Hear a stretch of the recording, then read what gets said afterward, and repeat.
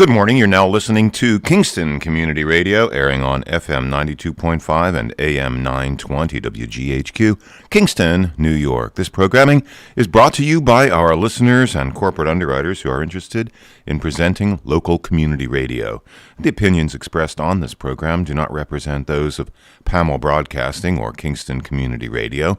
Listeners are encouraged to send in $10 per month to help bring this program to you, and mail your contributions to Kingston Community Radio, Post Office Box 4364, Kingston, New York 12402. For more information or to donate online, visit our website at mykcr.org. Good morning, and this is Dan Gaddis, and thank you for tuning in and sharing the morning with us, being a part of this morning's program. It's Monday, September 13th already, almost halfway through the month. 70 degrees here in uptown Kingston, and we'll be right back after these messages. Thanks for starting your day with Kingston Community Radio on 920 WGHQ AM Kingston and 92.5 W223CR FM Kingston, New York. Magic 92.5.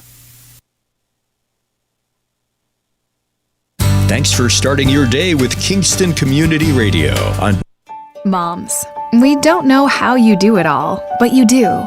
You are part teacher, counselor, chef, and doctor, all rock star. Being a mom today is complicated and sometimes unpredictable, but it's those precious moments that make your journey together crazy and wonderful. At the American Heart Association, we know your family is why. That's why we're here for you, to make sure more of those moments happen. To make sure a healthier, longer life is possible for you and your family. We're impacting laws that help shape healthier communities, but we can't do it without you.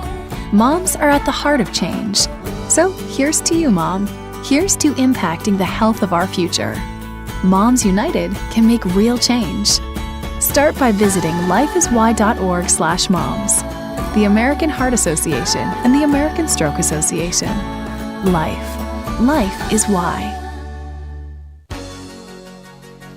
Hi, this is Anne Marie from the great town of Kingston, and I support Kingston Community Radio, and so should you.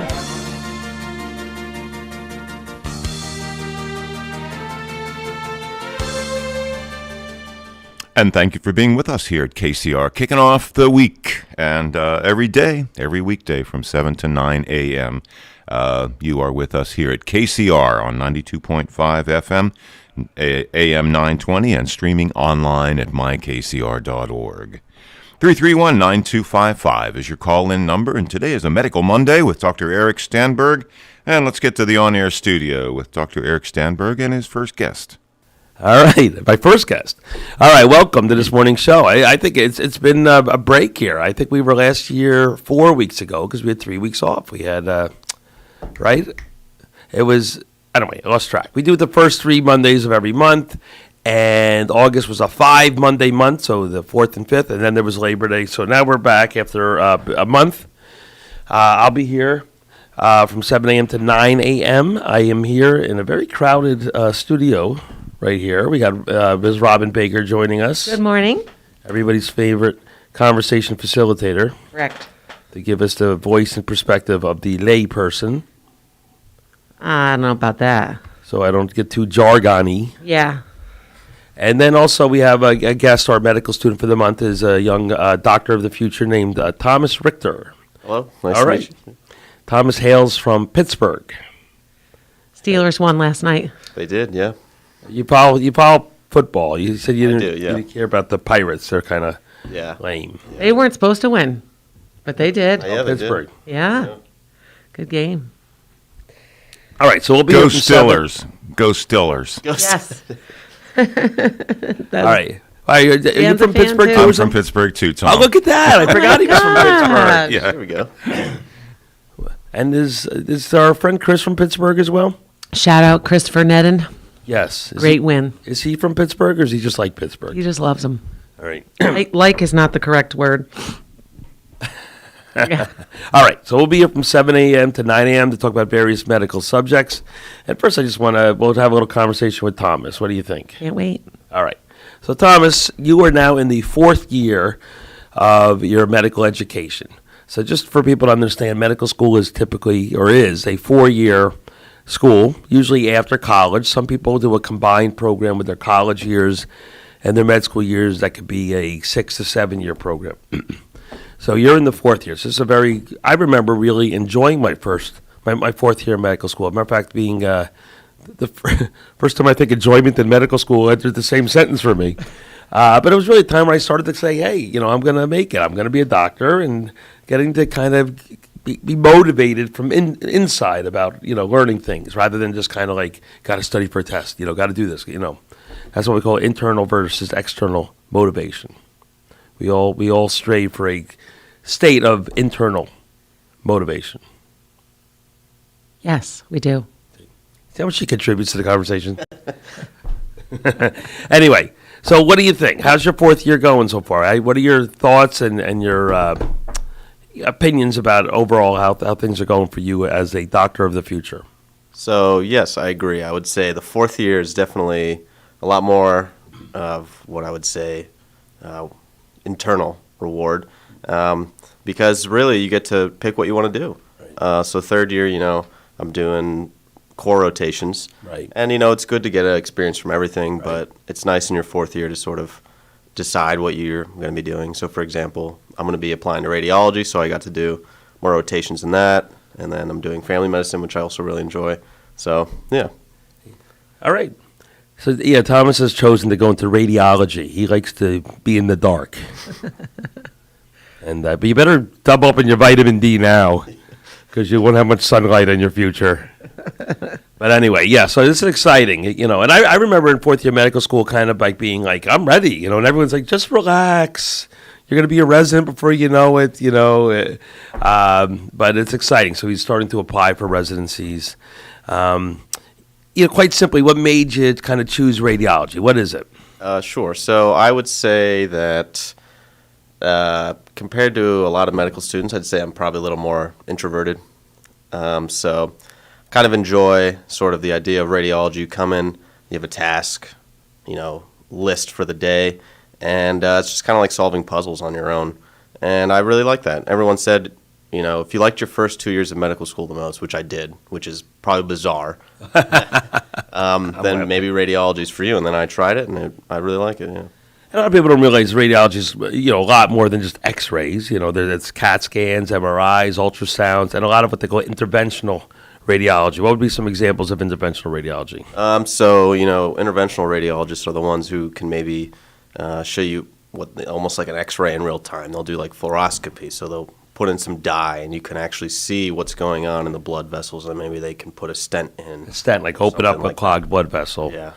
Right. So it's a lot more than just sitting in the dark looking at X-rays. I gave Thomas some advice. I said, remember, Thomas, you're going to have a guy like me order this test, and you're going to look at it going, just remember, it's just me on the other end trying to make sense of it. So we'll work together on it. Yeah, they make sense of stuff. It's great. Not to rub it in, but the digital era has been kind of radiology, because, the fact that, they can kind of work from home with the appropriate equipment, and, it's been all right, and he could, next thing you know, maybe in 10 years from now, he'll be in a boat in the Gulf of Mexico reading X-rays or something. It's a lot of advancements, right? I mean. Yeah. Technology is getting just exponential. Yeah. So Thomas hails from Pittsburgh, and what was like your main motivation to go into medicine? I think a lot of students have like that aha moment where they say like, oh, now I want to do medicine, and I feel like I'm maybe a little more unconventional. I was a music major, so didn't really have all the prerequisites. I took some years off in between medical school. Really? Yeah. So I took about 3 years off, and I just was looking at a lot of different jobs, talking to a lot of friends. Ended up, working in the medical field as a scribe, and then just sort of realizing, I like this. So You worked as a scribe in an ER, right? correct. So a scribe. You want to describe a scribe? Sure. Sure. So to describe a scribe is basically the guy who walks around with the doctor and helps him write his notes, keeps him organized. So It's an interesting discussion because the documentation world got more complicated. So the medical establishment was like, well, we could either simplify the documentation or we could just bring along a scribe. And usually it's a little bit of a deal. Scribes are usually aspiring medical students taking some time in between college. And, you soak in a lot, right? I mean, you're basically a fly on the wall. I'm rather opinionated. I think scribes are horrendously underpaid. It's kind of like, all right, you're going to accept this minimum wage while you pad your resume to get into medical school. But really, I mean, for someone who's entrusted with a, very important thing, which is the medical record, I think they're underpaid. So I want you to tell all your scribe friends, I'll give them a raise. I think it's important too from a patient perspective too, because there's like a mixed reaction from patients you probably find in the office too, because there's an extra person there. So that makes it a little more difficult for the patient. I think patients are like fine when there's a medical student, right, who's there and they're there learning, they're there observing, and so a patient feels like they're helping out, right? But when there's a scribe and they're just taking down everything that everybody says and a stenographer. Like a stenographer, right. I don't know, it's something that maybe should be explained a little better to a patient, like in real time. I think, one of my colleagues over at our Kingston office uses a scribe in the office too. There's a very small percentage of time where the patient just has something so personal or whatever that they the scribe gets asked to leave. But I think it's one of our problems and is continuing to make eye contact and talk to the patient and not allowing the computer screen to absorb us. Yeah, we don't like that. Right. So, I have I think part of my back problems is, Thomas has seen it. I literally twisted the whole day. I got the computer over here, yet I'm trying to face the patient. So I think the scribe, in a way, does that, because someone else is kind of writing stuff down. The provider, the doctor, can make, Look at the patient? Look at the patient. Amazing, yes. When I refer a patient, and every now and then I'll ask a patient to give me some feedback on the specialist. Sometimes the patient says, well, they really just have their nose buried in the computer the whole time. And I feel that story makes me sad. I don't think that's the fault of the provider, the doctor. I think that's the fact of the way the computer is kind of an intrusive presence in the examination room. So anyway, the scribe is a solution, and it helps prepare a young medical student, to get ready. Try to get into med school. He took some time off. I didn't know that. Mm-hmm. I was a pre-med. But I didn't go right through. I took some time off after, so I was. It was a little analogous, but I didn't really have to do the courses. I just had to, make the case after working as in human services and social work for a couple of years to why medical. I remember trying to explain the connection. It's taking care of people, and having a little bit of a hard sell to a few of the med schools I applied to, who were kind of like, well, you didn't do any biomedical research here. What do you mean you were talking to people for a couple of years? So that was, but some med schools got it, but because I obviously was able to get into them.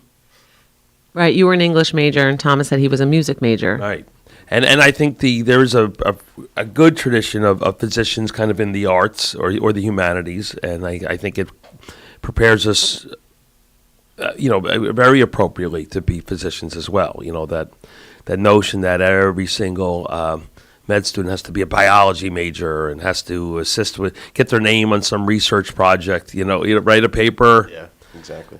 Doesn't hurt. What? It doesn't hurt. No, I'm very impressed when I see resumes that have stuff like that. And I'm like, well, I wrote a letter to the New Paltz paper once, but I never got an academic paper published. So now as a fourth year, you have to send out your resume and apply to residencies? Yeah, and basically this next month. So that's a risk, right? I mean, yeah, no, it's pretty scary. Is there like a lot of rejection involved? Oh yeah. Mostly rejection, I would say. Mostly? Yeah. It's got a little bit harder. I mean, there's more med schools now. Thomas goes to a rather new medical school in Middletown, Toro Medical School. Yeah. So there's kind of more applicants. There is a growth in residency numbers, but I'm not I'm nervous that it's not keeping up with the supply of new physicians. Yeah. So some people are left out in the cold, and that troubles me, because it's a long road for young doctors, a very expensive road, and to kind of be left with nowhere to go when you're done with it. How upsetting do you think can that be? What do you mean, not getting into a residency Yeah. at all? Yeah. And, it happens where someone has to reconsider their choice of specialty. Radiology is fairly competitive.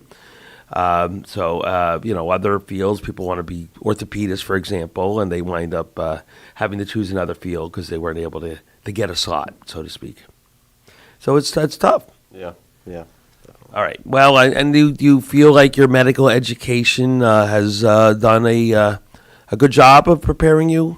Yeah, I think so, definitely. And it was really tough this last year, obviously, because of COVID. So they were Right. very hesitant to bring students in Yeah. the first place. But first 2 years are kind of what you make of it also. I don't know if that's how you felt, Everyone's different, right? I remember enjoying my clinical years, a lot more. Typically, because Thomas is not normal.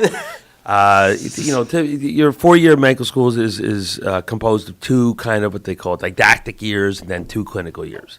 So the first 2 years, you're literally in courses all day long. Very little direct kind of exposure. It's actually a valid criticism of our medical education system. Yeah. I'm still amazed at how much emphasis is still put on biochemistry, for example. And I think American physicians are undereducated with nutrition.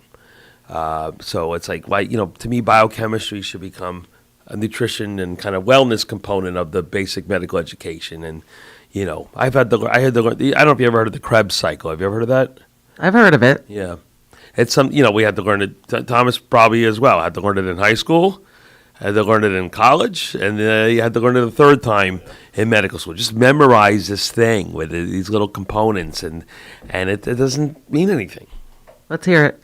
Oh, I don't remember it. I don't remember it either. Yeah, but you learned it 3 times. I did, and that's to tell you. All right. Well, I hope Thomas is enjoying his exposure to the realities of my practice. I always tell all my students, you're gonna see it, the warts and all. You'll see the joy, the thrill of victory, the agony of defeat. Practicing primary care medicine. You remember that the Wide World of Sports? You probably remember it. They would do the credits, the thrill of victory, and then the agony of defeat. And they showed some skier having this horrendous crash. So I don't know. I don't want to make that analogy to the office in my day. Sometimes Agony of defeat. I don't want to be that skier. It's not like a diabetic foot exam, is it? That's pretty funny. No, that's a different type of agony of the feet. But we've talked about that. We've had podiatrists on our show.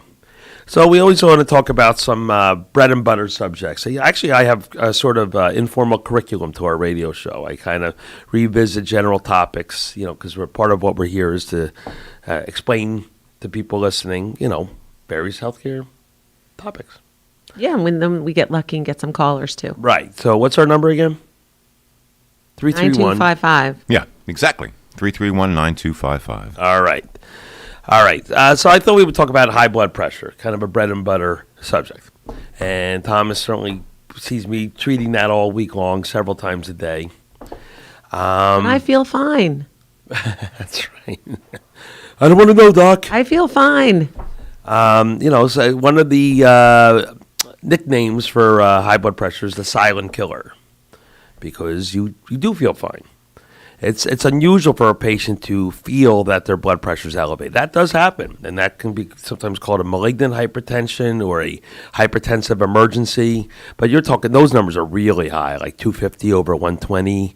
I'd have to fact check this, but I think our President FDR had a stroke in 1945, and it was clearly linked to high blood pressure, and his blood pressure at the time when he was evaluated by physicians was about that, 250 over 120. So that's what killed FDR in 1945.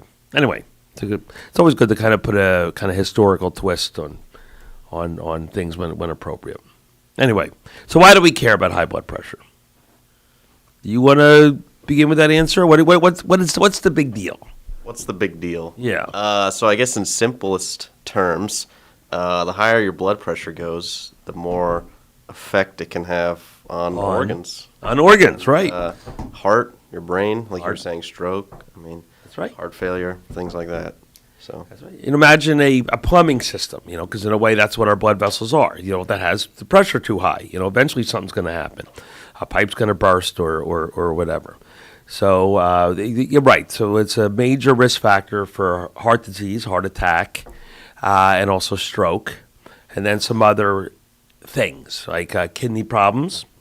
They probably tied for number one with the cause of people who need to go on dialysis is diabetes and high blood pressure. Kind of tied for number one. And by the way, people frequently have both. So they don't have an additive effect. They don't add. They're exponential. When they occur on top of each other. They're visual problems, right? And things like aneurysms, which are also kind of blood vessels. So that also could be involved. Yeah. I have two questions. Yes, sir. One, dystolic and the other one. Diastolic. Diastolic, yes. When did that become a way of measuring, and is that all there is? Is that actually all there is those two numbers? Right. Or are there other criteria or components to blood pressure monitoring that could be revealing other than those two numbers? No, good question. Good question. You want to just give a basic summation of systolic and diastolic? yeah, so when they give you a blood pressure, say 120 over 80, that's like a common, that's like a baseline. Systolic is the top number, diastolic is the lower number. Right. And basically it's the pressure that the heart puts Right. on the blood vessel initially, and then when it collapses, and that's how it makes the systolic versus diastolic. So systolic is kind of like the pump, the high point, and then diastolic is kind of like your general pressure. But there are other numbers that are sometimes talked about, like what's called the MAP is used a lot in like ICU medicine, the mean arterial pressure. But generally, in the outpatient setting, we just look at those two numbers. But there's a whole new category of how to monitor someone's blood pressure. And Thomas, has heard me kind of talk to patients about, maybe getting a good home cuff, the technology, very good home blood pressure monitors that you can get for, I'd like to say $50. I don't know, over at any pharmacy. And the importance of getting some readings from someone at home when they're kind of at their baseline. People, I don't know if Thomas picked up on this or Robin as well, but the doctor's office can be a little stressful. White coat hypertension. Yes, white coat hypertension. Always blaming me for something. It's all your fault. So the idea of white coat hypertension is a real deal. And then the kind of mixed messages, though, and Thomas knows this too, where my computer system wants to know what the patient's pressure is in the office, whereas I kind of want to know what they're running at home a lot of times. There's a whole new industry of home monitoring and a way for someone to send this data to the physician, and there's a way to that's sort of kind of paid for under Medicare and other insurance plans, but like any other thing, there's a lot of components to it that are complicated. But I received a note from a local cardiologist last week who, in the description, she said she was setting the person up with home blood pressure monitoring. So obviously, that cardiology practice was seeing some value in it. Can you read your blood pressure on your phone? No, not that I'm aware. You can measure your pulse, and it gives you kind of a pseudo EKG sometimes on my watch. I'm not aware of any app or whatever that can measure pressure. Yes, you can with your cuff. Oh, with the cuff, right. And with the machine that, there's a good German company that has one. We have one at home. And that can connect to a app via Bluetooth, which keeps the record of what there is. But you need some sort of you definitely adapter, need right? the cuff, yeah. You can't just put your watch on and have it pick up your pressure. But no, I think that's important. I think it probably is the wave of the future, but I'm always a little cautious with new technology because, for one, it's costs something, and we have a problem with our healthcare system becoming ever more expensive, and this is one more thing. So in addition to costing something, is it going to really add value? So I want to see the evidence that this is going to, even though this is great and this is shiny and this is new, is it really going to help me, help the patients? Is it going to really improve patient outcome? I think the answer is kind of yes, but I'm also cynical about the industry hype around it too. Yeah, no one said that it was covered by Medicare when we went to buy it. Did you buy it? Oh, yeah. We bought it, from Was it covered by Medicare? CVS. Nobody said so. Right. It's a whole new, Medicare with great fanfare will announce that they cover something, but when you read the details, they're always like, well, but you have to do this, you have to do this, you have to do this, you have to do this. For example, Medicare for great fanfare covers depression screening. Okay, well, it's what's called a time-based code, which is 15 minutes. Thomas knows most of my appointments are 15 minutes. So, it's just, unless I bring someone in just for the purpose of depression screening, it's kind of an unusable code. So even though they say they cover it, they kind of really don't, unless they want to redefine, what's being covered. It's a problem. That's part of the wellness visit too. It is, but it's right. It's part of your it's a required part of your wellness visit. That is true. So, and that's sort of when we do it, But it is on the books to kind of do it separately. Anyway, so back to high blood pressure. So we talked a little bit about the basic numbers, the difference between systolic and diastolic. I've been around long enough to know studies that said the systolic is more important, the diastolic is more important. The answer is they're both important, which is why we care about both of them. So what are the numbers that worry us? This is a good question too. How do we define high blood pressure? And there is a little bit of shifting goalposts going on with this. So what do you think? What would be the cutoff that you would want to tell a patient that they have high blood pressure? So generally, I feel like systolic's usually easier to. It kind of is, right? I agree with that. It's usually more noticeable, I guess, early on. So I would say like 140 is probably already the area, and then maybe over 90. Right. Or something. Now, there's a poster in my examination rooms that kind of, tries to make a point that on the current guidelines, a systolic between 130 and 140 is also kind of considered too high. Now, a little bit of semantics. Is that hypertension? Is that pre-hypertension? Is that just elevated blood pressure at risk of hypertension? Places like the American Heart Association, whatever, would define it as hypertension.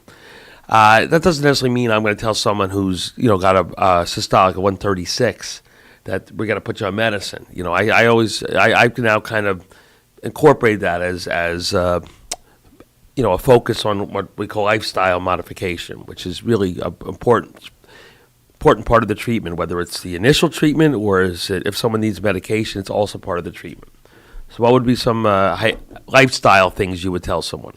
Lifestyle. So, exercise, eat well, don't smoke. Smoking is also a really big proponent of smoking. Well, because nicotine is kind of a stimulant, and nicotine is also an independent risk factor for heart disease and stroke as well. So again, that additive, that exponential of risk factors. 1 + 1 doesn't equal 2; it equals 4. And so on. It takes you back to your initial. Even his comment, which is so, exercise, eat well, to your comment about medical school, kind of not concentrating on nutrition maybe as much as they should. Because, instead of having medicine, you're going to say, have good nutrition. So, and weight loss is very important. People, if the machine is bigger, the pressure might be up a little too high to keep it going. So lifestyle modification is weight loss. A good healthy diet, regular exercise. Salt is 1 minute to our break, but salt has always been kind of debated.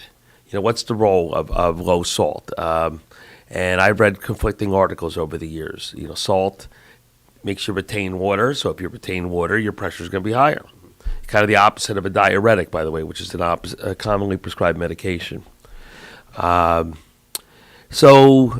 if someone has that borderline or that pre-hypertension, I do recommend a low salt diet as well. We're going to go to our first break. We'll revisit this after our break.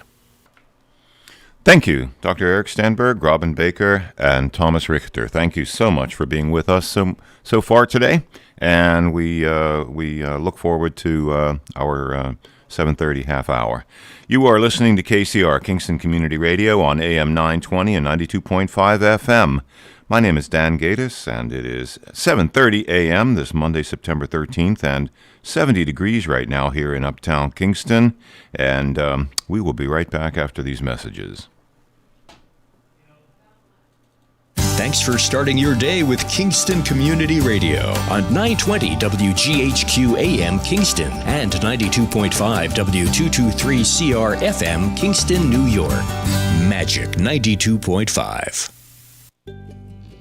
Central Hudson's mobile app has a new look. It's the place to view and pay bills with ease. Check your electric and gas usage to better manage your energy consumption to save money. And report an outage, anytime, anywhere. Use the app to easily submit your meter reading to avoid estimated bills. Download it today from the App Store or Google Play. It's free and easy to use. Hey, hon, what you doing with your phone? Do flowers have best friends? I don't know. Hey, look. Whoa. Some answers can only be found in nature. Discover the unsearchable. Visit discovertheforest.org to find a trail near you. Brought to you by the United States Forest Service and the Ad Council. Part-time job, full-time hustle, all-time Shiro to all of us. Now it's time for you, our Shiro, to stretch for the stars. Get free tips to help boost your retirement savings now at aceyourretirement.org/Shiro. Brought to you by AARP and the Ad Council. Hi, this is Cameron Rylance from Kingston, and I support Kingston Community Radio because it's informative.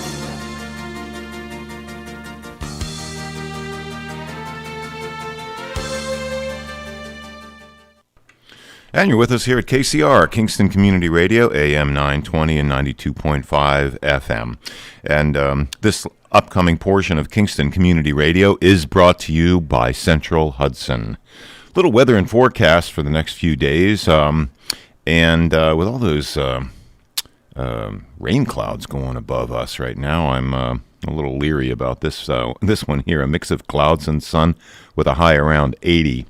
Partly cloudy skies this evening, increasing clouds with periods of showers late. A 40% chance of rain tonight, and it's a low of 57. Tuesday, mostly cloudy, and Wednesday, evening thunderstorms.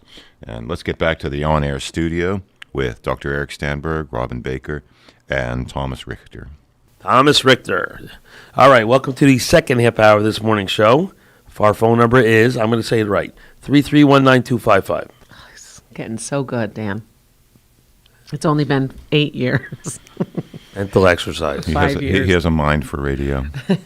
I had to move the Krebs cycle out of my brain to make room for that phone number. Exactly. It's not something you use anyway. So yeah, the phone number of the Krebs cycle. Anyway, all right. So let's. I say, when I think about this morning's show, I go for the first half hour we'll talk about high blood pressure. Well, guess what? We barely touched on the subject, and we're into the second half hour. But we have to approach this somewhat. So. We went over why we care, risk factor.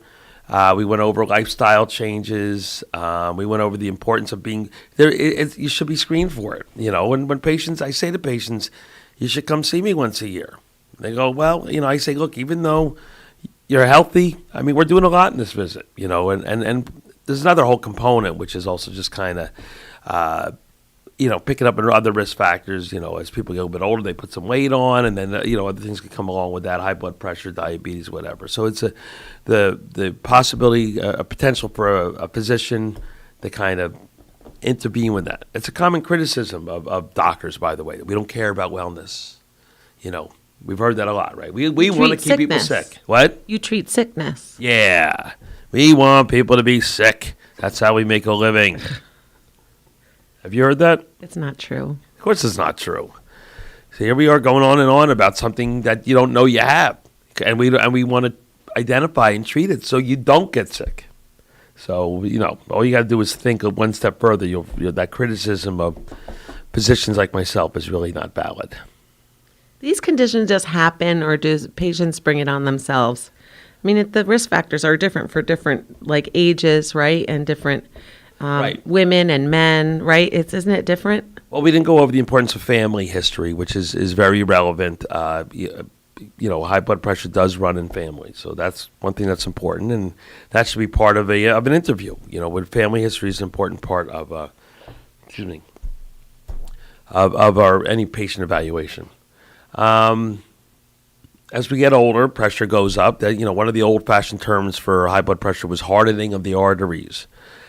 Whether or not that's an accurate analogy or not, but the idea, it just makes the point that as we get older, the pressure will go up. I don't know if that's, if you want to think of it like that, that's fine. And then there's also some kidney changes that also lead to increasing the blood pressure. So it just becomes more common as we get older. All right, so if someone has high blood pressure, say it's like greater than 140, there's different degrees of how much greater. What would I do in the office? I would do a basic exam. Sometimes, not always, I'll do an EKG, right, Thomas? We dealt with that a little bit.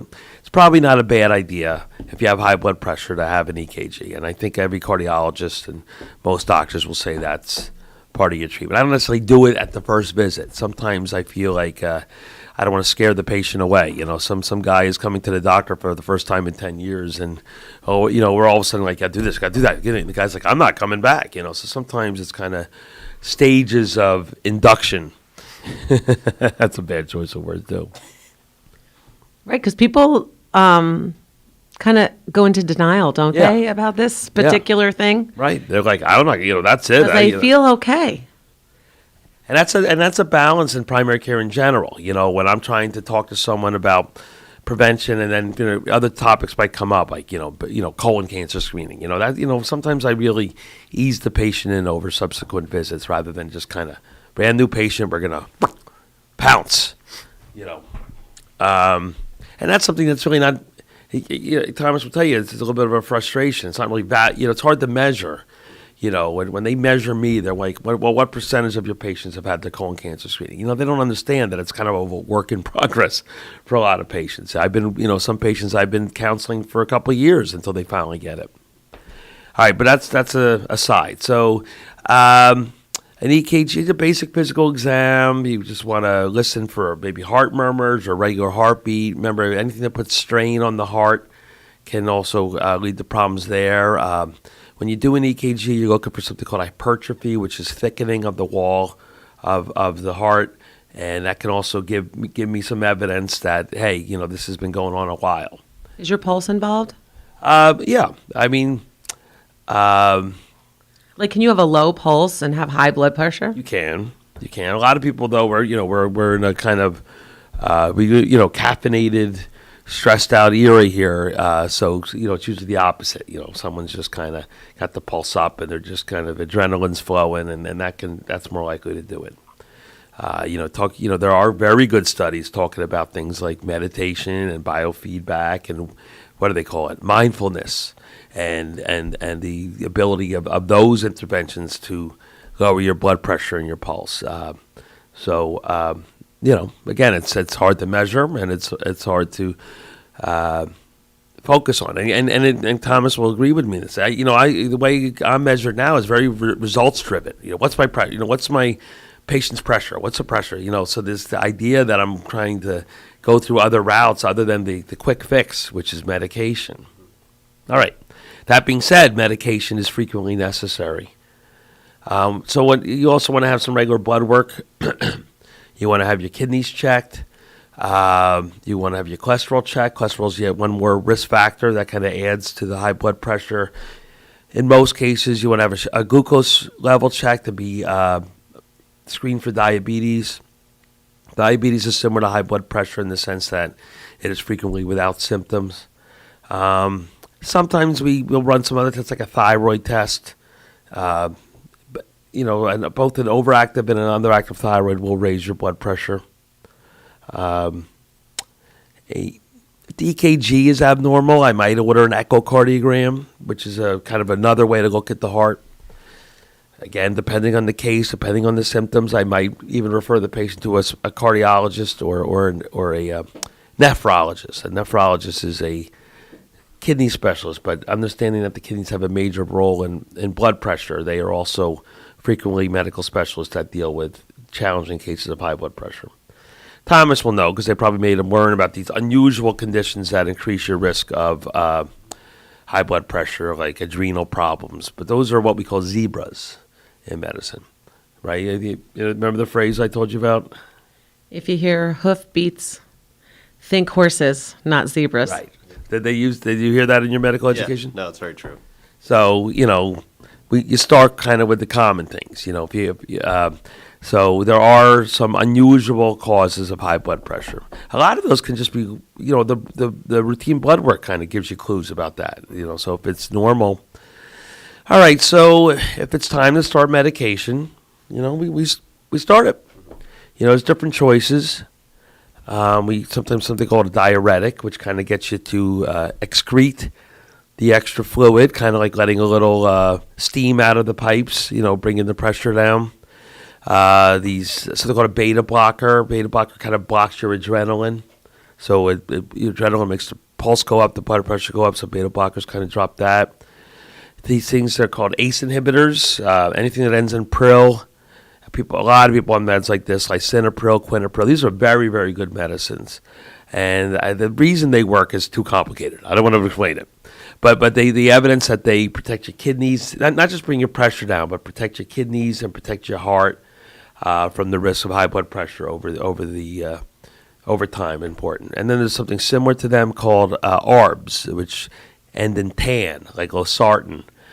Very similar medicines. Calcium channel blockers. A lot of people are on amlodipine or diltiazem. They work by dilating the blood vessels, and there's a few others. Anyway, but I guess to finish this subject, just understand that it's a silent condition. You should be checked for it on an annual basis. I think the evidence-based answer is about 35 or so, but I don't think it's a bad idea. I tell my patients, even the 30-year-olds, 25-year-olds, that come say hi to me once a year. They come in, because a lot of the roots of these problems can start earlier. Someone can start gaining weight, for example, at, between 25 and 30, that by the time they're 40, it can lead to high blood pressure or diabetes. So once you're on these medications, is that it for you? You're on these forever? That's a good question. Probably. But for example, if someone's overweight and they do lose 50 pounds, you're right. Maybe they don't need the medicine anymore. Also, sometimes as people get older, part of aging, that machine gets smaller. Body mass goes down. So it's not uncommon as a person gets older, to not require the same dose, or even be able to come off the medicine altogether. Yes, if there are other times where I would consider stopping the medication, but I do want people to do that in conjunction with their prescriber. I don't want people to be like, he's seen it. They come in for a blood pressure check. I'm like, your blood pressure's high. And they're like, well, that's because I stopped my medicine 6 months ago. Well, that's a little frustrating from my point of view, And then when I ask, why'd you stop your blood pressure? What do they say? I feel fine. Right, but the opposite. They'll say, I didn't like the way it made me feel. Uh-huh. I'm like, well, what happened? I don't know. It just made me feel weird. It's very subjective. Right. So if you feel weird, you should call your doctor. Right. Because, right. as you said, there's all these different medicines that you could try. So if one makes you feel weird, maybe another one won't. There are side effects. For example, these commonly prescribed ACE inhibitors cause a cough. What a weird side effect. But they do. There's these very complicated chemicals in your body that kind of keep a cough in check, get kind of like unsupervised, and people can have this annoying cough from a medicine. It's always an unusual side effect. So what you want to keep your blood pressure in those normal levels, the same way you want your blood work to be like in normal levels, right? And sometimes you need medicine to keep you within those normal levels because that reduces your risk of stroke or heart attack. Right. That's right. Okay. Sometimes, patients are a little confused. I'll say, if I have a new patient, I'll look at the meds, and it has some blood pressure meds, and I'll just try to start a conversation saying, so you have high blood pressure? And the patient goes, no, it's not high anymore. Because they're a little confused. You still have it. It's just it's treated. That's the medicine. Right. Which is the point, really. Yeah. So take it seriously. Get routinely checked for it. If you do have it, it needs to be treated in some way. It doesn't necessarily have to be medication. We talked about other ways, but it still needs to be monitored. It can't be ignored. Gotcha. Acute illness can cause your blood pressure to rise too. Right, and then I worked urgent care yesterday, and I was like saying to the nurses, "What are you doing?" Are you scaring the patient before you check their blood pressure? But again, that's kind of the wrong place to check blood pressure because people are sick, people are anxious. But the other side of that coin is whatever. If this is someone who hasn't had theirs checked in a while, and you pick up on something and it points them in the right direction of proper care, it's okay. Good. You should have your blood pressure checked pretty much at all medical counters. Maybe I'll cut some slack to psychiatrists, but if you look at the guidelines, even psychiatrists are supposed to be checking some vital signs too. What are the vital signs? Oh, she's looking at you, Thomas.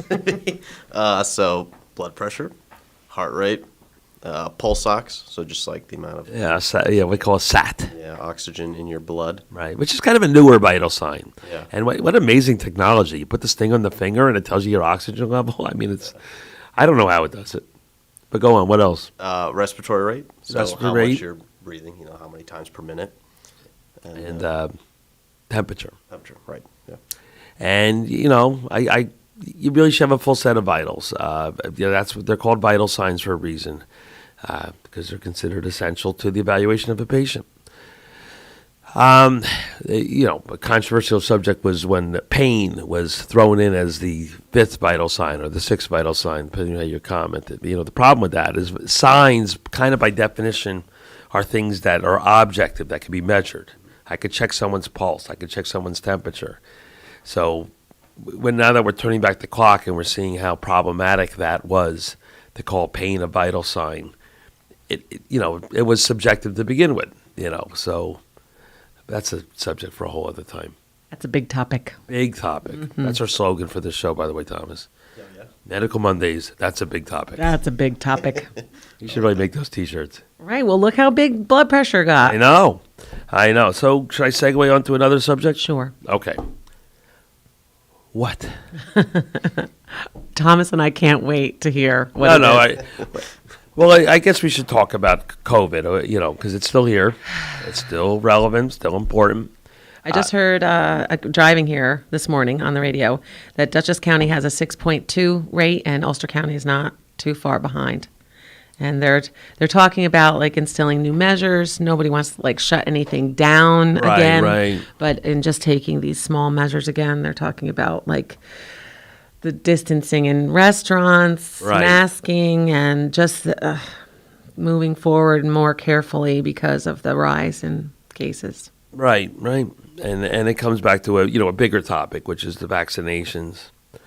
A couple basic points about the vaccine. One is, and maybe we're guilty of, maybe overselling. This is how we prevent you from getting sick. A lot of vaccines do prevent you from getting sick, but they don't always prevent you. They just mitigate the illness. So the flu shot, for example, most seasons the flu shot is anywhere from 60 to 75% effective. But in that remaining 20 to 40%, it can make the case a lot milder.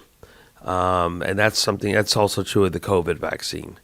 And part of the reason with the vaccine was to kind of get it out there and try to kind of stop the virus so it wouldn't mutate. And we did kind of miss that window with the Delta variant. And other shows we talked about it. I said, generally as something becomes more contagious, it becomes less virulent. Virulent is a word we use that kind of means just how bad something is. That's not really true of the Delta variant. I'd like to ask, one of our infectious disease colleagues what they think about this. The Delta variant is just as, and in some cases seems to be even more severe. So that makes this a little bit unusual. But our way out of this, still continues to be vaccination. A lot of places are starting to require vaccines. The president instituted some mandates basically last week for employees and federal employees and Contractors. Companies, Contractors of federal contractors. Federal contractors and with contracts with the government. I think even companies with greater than 100 employees, which is a lot of people. My organization is mandating by the end of the month. I did read an article, and I was going to pull it up about a OBGYN, a hospital upstate, up by Syracuse. Let me pull it up here. Let's see. There it is. Okay, so the headline is this came from CNN this morning or last night, but New York hospital to pause baby deliveries after resignations over COVID-19 vaccine mandate. So it's a hospital up in Lewis County, which is, I guess, in the Syracuse area, that had so many resignations of people in healthcare who didn't want to get the vaccine that they had to close their labor and delivery department. They had to pause it. They didn't want to close it. And we're struggling with this. As a doctor, I'm struggling with the resistance to the vaccine coming from my partners in healthcare, from nursing and other departments. I find that very discouraging. And I know I might upset some nurses if anyone's listening, but really there's a lot of resistance from nursing regarding these vaccines. And I'm going to go so far as to say there really is something wrong with the nursing education if that's really what the outcome is. We have to. Something's got to be done. That being said, there's many nurses who embrace it. I got at urgent care, spoke to a nurse who works at Middletown Garnet Hospital who was in the ICU there, and she was there for a completely unrelated reason. But we talked about the vaccine and how firmly they supported it. At least amongst her friends and colleagues at the Garnet Hospital in Middletown. There was an article in the Freeman last week kind of saying that Dutchess County has, I think it's at the second highest rate of non-immunization at their hospitals. So Dutchess County has 2 hospitals, which is three I should say. Vassar and what used to be St. Francis, now is Mid-Hudson Regional, and Northern Dutchess Hospital. And the article went so far as to kind of say things were not as bad at the old St. Francis, but the rates were pretty low at Vassar and North Dutchess Hospital. So that's my organization. I think we got some work to do. Why do you think there's, for me, this is a science issue. I know there's so much political backlash regarding this subject, makes people crazy. They dig their heels in because of political type reasons, but for me it's just more about the science and educating yourself. I'm not a scientist, I'm not a nurse, I'm not a doctor, but I educated myself, and honestly I've never educated myself about any other vaccine that I was given. I've been given all of them. Right. So I had a Tdap shot at my last physical. They said, okay, you're due for it, you need one of these: tetanus, diphtheria, whooping cough, right? I don't want any of that. Really would rather all not. All 50 states have thorough and, similar immunization requirements for kids to attend school. And even a little controversy. We've talked about that. In the 90s, so when you and I were in school, and, the vaccines weren't that many. There was the MMR and the TPT and the polio, and that was pretty much it. And then in the 90s, they kind of exploded. The things that people may not even know about, but that we routinely vaccinate kids for: Prevnar, something called Haemophilus, the chickenpox vaccine, and then hepatitis B vaccine. There's a rotavirus vaccine. That's not required though. But the 4 that I mentioned all became required. And the hepatitis B vaccine in particular was a little controversial because part of the argument for polio or measles is that, fine, I may not get vaccinated, but if I get it, I can give it to you guys. So therefore, there was a public health measure. So hepatitis B is something that's not easily communicable like in the air. It's it's a blood transmitted virus. Plus, it's also something that is really relevant for adulthood. So the idea that we were requiring the vaccine for kids to attend school for something that was going to be neither transmissible at school or relevant until they're adults was controversial. And I think it did kind of open the door up. And when you throw in some stories of bad reactions to some vaccines, and then a controversial claim that it was linked to autism.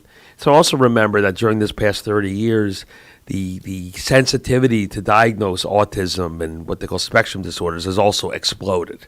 You know, they didn't even really teach me in medical school what Asperger's was.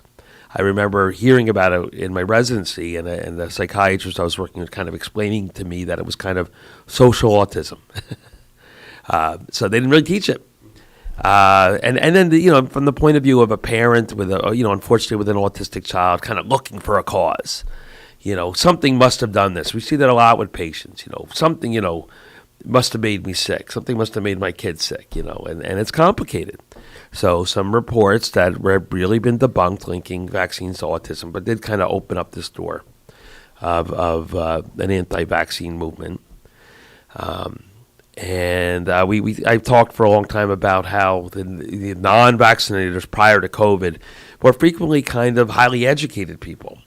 We have a lot of them in Ulster County, in the Woodstock direction, in the Stone Ridge direction, and the New Paltz direction. I was having a hard time coming up with another example of the link between being highly educated and then therefore ignorant about science. I can't think of another example in the history of humanity where people with education and resources chose to be ignorant about facts. Anyway, what else happened? The school districts were not the best at enforcing it. They were allowing religious exemptions for kind of religions that didn't really exist. And anyway, that kind of opened the door to this kind of anti-vaccine current. The flu shot, kind of being required, and then a lot of stories that I haven't even really brought the flu shot up much with patients because we're too busy talking about the COVID shot, which I guess if I'm going to prioritize is more relevant right now. But still, don't forget your flu shot. It's flu shot season now. End of the month, right? Now, September, October, November. And we're basically halfway through September, so now's a good time to get your flu shot. We didn't see much of a flu season last year, which was interesting. Well, Eric, no one was near anyone else. Everyone was masked. Correct. And everything was shut down. Except we still saw COVID, which tells you how much serious COVID is compared to the flu. How much more easily transmitted. Virulent. In other words, the flu, we were isolating and masking, so the flu wasn't getting around, but COVID still was. So anyway. Still is. What's that? And still is. Yes. By the way, I was behind a school bus this morning. Were you behind a school bus? I didn't get behind a bus, thank goodness, but the kids were out waiting for the bus. And how did that make you feel? I loved it. Yeah. They were out, and they were all masked. They're all wearing their little masks, and so I actually was speaking to a professor from New Paltz, and really, and he said that I asked him how it was going. Interestingly enough, the kids are mandated to be vaccinated, right? But the staff is not mandated to be vaccinated. That's a problem.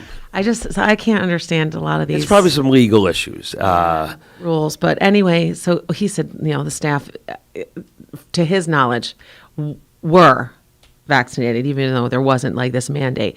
But he said the kids are doing whatever it takes to stay in school. Last year was so difficult for college students that they're like, wear a mask, stay far apart, we're fine. Like, we'll do whatever you say. We just don't want to not be in school. He's like, they're over and above compliant, happy to be compliant. Yeah, I don't understand this argument that like the masks are so hard on kids. First of all, I see kids and they're fine. And by the way, I was a kid once a while ago. I loved masks. That was Batman, Spider-Man. This is an adventure to put a mask on. This is cool. So I know kids are just fine with the mask, and they adapt well, and they follow instructions. The adults who are smoking 2 packs a day, they're having a rough time with the mask. But excuse me, but the kids are fine. We are. We're at our next break. We'll be right back.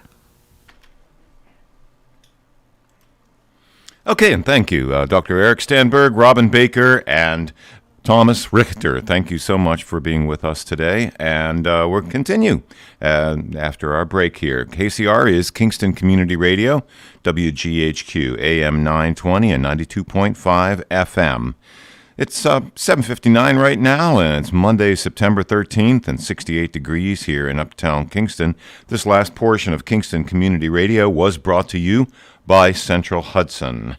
And we'll be right back after these messages. Thanks for starting your day with Kingston Community Radio on 920 WGHQ AM Kingston and 92.5 W223CR FM Kingston, New York. Magic 92.5. Central Hudson's mobile app has a new look. It's the place to view and pay bills with ease. Check your electric and gas usage to better manage your energy consumption to save money. And report an outage, anytime, anywhere. Use the app to easily submit your meter reading to avoid estimated bills. Download it today from the App Store or Google Play. It's free and easy to use. Hey, hon, what you doing with your phone? Do flowers have best friends? I don't know. Hey, look. Whoa. Some answers can only be found in nature. Discover the unsearchable. Visit discovertheforest.org to find a trail near you. Brought to you by the United States Forest Service and the Ad Council. Part-time job, full-time hustle, all-time Shiro to all of us. Now it's time for you, our Shiro, to stretch for the stars. Get free tips to help boost your retirement savings now at aceyourretirement.org/Shiro. Brought to you by AARP and the Ad Council. Hi, this is Cameron Rylance from Kingston, and I support Kingston Community Radio because it's informative.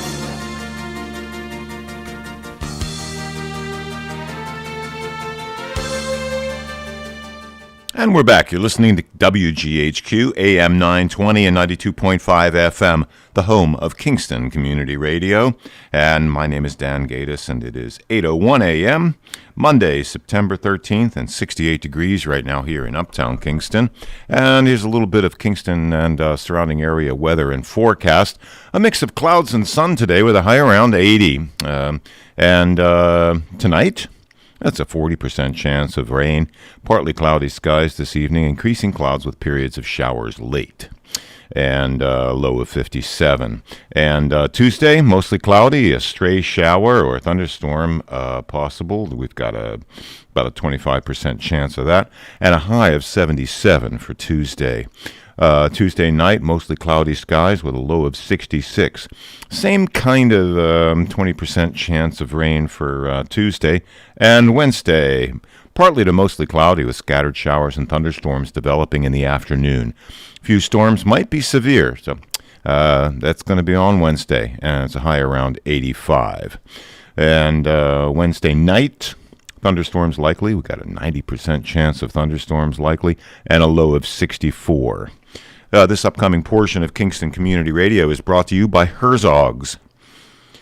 Stop by Herzog's Home and Paint Center in the Kingston Plaza for all of your home building and maintenance and painting needs.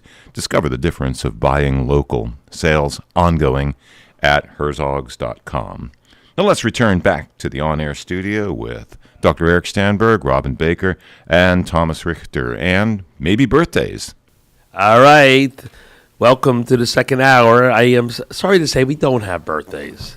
It is a very empty folder. It is a bare folder. That should not be. You want to wish anyone a happy birthday? Yeah, I have a dear friend, Sean Schenker. He has the FSK Dojo out in Gardner. He's a musician, and he's a wonderful teacher, and has survived this last year of COVID. More resilience than I can say. Like his was, yes, shut down. Yeah. Shut down. And it's his birthday today, so happy birthday, Sean. Birthday. To Sean as well. A great musician called the Chaps. Traps. Not the Chaps? Not the Chaps. But the Traps. And that's his band, yeah. By the way, we were talking about things that kind of have a mind-body connection, the blood pressure and stuff, and certainly martial arts is also on the list because they... I want to wish my brother a happy birthday on Friday. My brother, David, who will actually be next week's guest. The real Dr. Stanberg. Real Dr. Stanberg. He is now in the field of elder care and helping families and elderly patients kind of segue into a next chapter of their lives and how complicated that can be. And he's doing something that will be more relevant, and I think you and I will be customers in about 15 minutes. All right, so just to finish COVID a little bit, a couple of anecdotes, and again, I think about this coming on the way in, how much, I don't want to, because we have to respect confidentiality, okay? But a patient of ours, Thomas and I did a telemed visit on Monday or Tuesday in her early 40s, some health problems, nothing too major, not vaccinated, but we did a telemed. She had already been tested positive, I can't remember, for COVID. I can't remember when or where. But once you're really short of breath, you have not just COVID, you have COVID pneumonia. Now it gets a little complicated. Maybe you have asthma, and maybe the COVID is just exacerbating your asthma, similar to the way any other virus can be. But she sounded pretty bad. I can't remember whether it was a telephone or a telemed encounter. I advised her to go to the hospital, and she didn't want to. She asked me to prescribe some steroids for her, which I did. But 2 days later, she didn't get better, and she's admitted over at Northern Dutchess. And certainly, I wish her well. She did not get vaccinated, so just want to say that for the record. So the vaccine doesn't always prevent the COVID, but when you look at who's hospitalized, who is seriously ill from COVID throughout our whole nation, around 90 to 95% of those patients are unvaccinated. So when people say they need more evidence, they need more research, I'm not sure what more you need.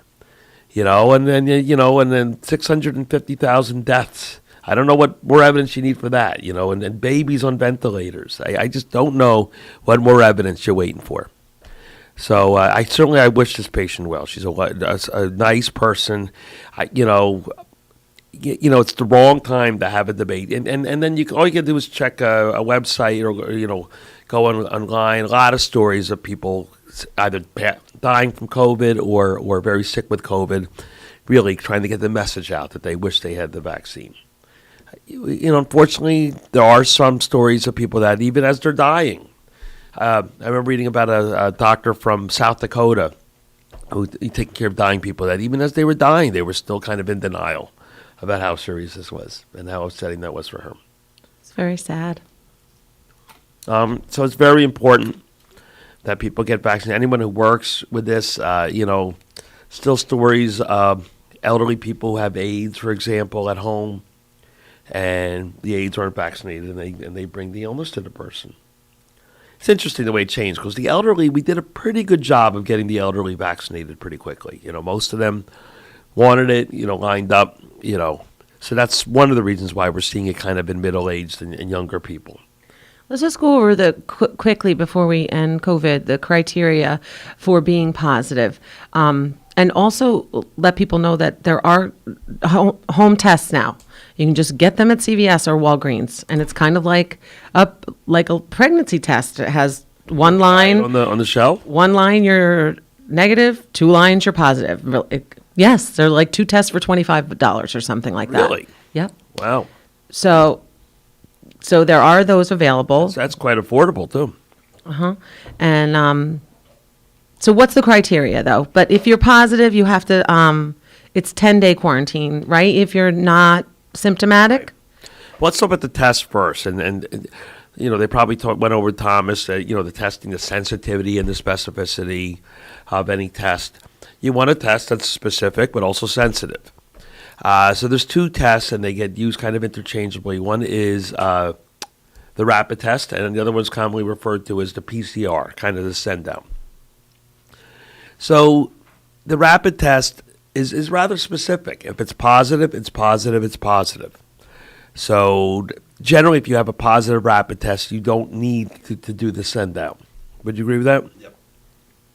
It's possible that the rapid test is maybe going to miss it, and because it's not as sensitive as the PCR, which is the send out. The send out takes about 2-3 days, depending on where it goes. So sometimes, if I'm still concerned, even though the rapid is negative, we'll also do a send out because there's still a possibility. So So that's one of the even though I think it's great that this test is widely available, I think that is probably the rapid test and still potentially missing some cases. It is the Right. rapid test. So, you know, So if it's negative and you have some symptoms, you should probably reach out to your doctor for a PCR. Right. Okay. And then, so if you're positive but no symptoms. Positive. You were, on the current recommendation, supposed to quarantine for 10 days from the date of the positive test. If you have symptoms, you quarantine from 10 days from the date of your first symptom. It gets a little complicated there, because if 10 days passes and you're still not better, like our patient who had to get admitted, she was sick for a couple of weeks, because people really deteriorate. You know, it takes 1 to 2 weeks frequently, for them to get to that point. So I always say to a patient, 10 days, and you should be symptom-free. I say 3 days. There's some people might say 2 days, but, and that's a general rule. And Symptom-free. Symptom-free. All better. All better. Okay. No fever, no shortness of breath, no cough, really back to your usual self. And then you can return to Regularly scheduled program. Yeah, so I worked urgent care yesterday. We did have some positive cases. We had a couple people kind of positive, double positive, like for strep and COVID. I'm wondering about that. Sometimes, it just seems weird to have both things, but they did test positive. You got to treat both at that point. Treatment as an outpatient is still kind of slugged around. The antibody treatment, which is commonly referred to the Regeneron treatment, is really an excellent treatment. Now, Regeneron's a company that makes it, so they make other products too. I still think that's an underutilized intervention for a couple of reasons. Those are the monoclonal antibodies? Yeah. Nuvance runs a program out of Vassar. So if I have a patient who's eligible for it on the EMR, I enter some orders that kind of go to this department that then kind of take it. And it's been working quite well. I think the problem with it is when the care is fragmented, who's the provider who should be recommending and ordering this treatment is where it gets complicated. So when my patient, yes, and you have to review the criteria, and they've gotten more complicated. Age, underlying problems, BMI, your weight basically is a biggie, and actually it's quite low now. It's 25. Most people have a BMI greater than 25. Less than 25, I call that California thin. So that's not most of us. So almost everyone really is a candidate for this treatment if they test positive, and it's within 10 days of the test or the onset of symptoms. So it's underutilized. Plus, there's also now a whole new criteria for people who haven't tested positive, but they were exposed, can also be candidates for this. What's happening is someone, for example, goes to CVS and gets the test and tests positive. What are they doing with that result? Are they quarantining themselves? Are they consulting with their physician? I think because this treatment now is particularly so broad as who's relevant for it, I think that you should contact your physician, ask for an appointment, probably a telemed appointment, because you're supposed to be quarantining, and a discussion about whether or not this treatment's appropriate for you. I think when people receive the care at urgent cares, for example, where I was yesterday, it kind of becomes whose job is it now? Should we be telling these patients to call their primary today and whatever?